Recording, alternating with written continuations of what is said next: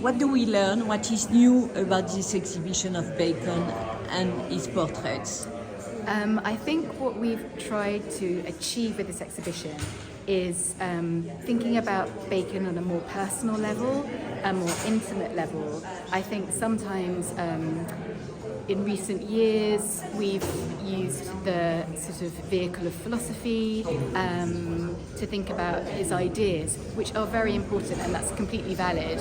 But with portraits, you can't help but think about the relationships. And I think that's very important in Bacon, the emotion and how he feels about people. So I think this exhibition is just another way of looking at Francis Bacon. But because he produced almost only portraits?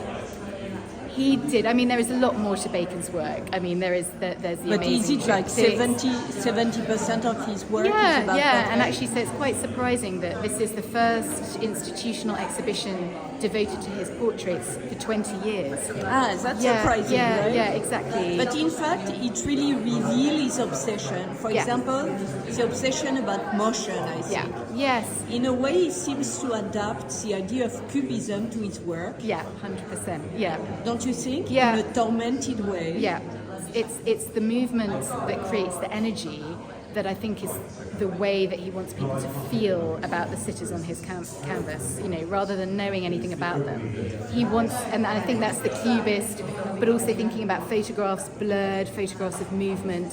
He loved that, you know, it didn't matter if it wasn't in perfect focus. Yeah, he wants motion. He wants motion, he wants blurred lines. He doesn't want anything to be complete or finished. It's funny in a way because the way he represents people in a distorted way also announces his face. Because we see him young, he's super handsome. And when he is aging, he becomes a bit distorted himself. Yeah, you're right. He's got an amazing face. Like a premonition, don't you think? Yes, I think you're right. Although I think in his self-portraits, he basically freezes himself in time.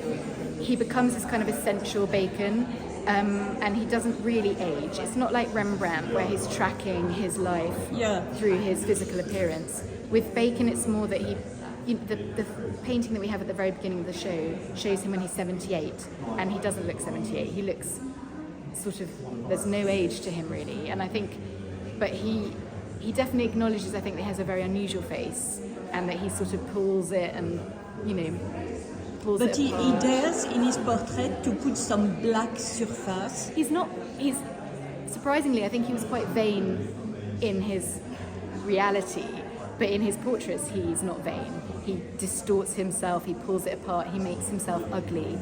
And it's like a picture of Dorian Gray in a way. Exactly, the painting is how he feels, how he thinks of himself. And the portrait of the people he is representing too. Yeah. Right? I mean, he always talked about wanting to take away the screams or the veil or the mask. And I think that's very obvious in the Screaming Heads. It's sort of like a portrait that's been, you know, the true horror has been revealed. But I think it's the same with the later portraits. He's actually showing you what's behind the mask, the face, you know, that underneath we're all tormented. And what about the use of the cage? The cage, I mean, he talks about that just being a way of focusing the image.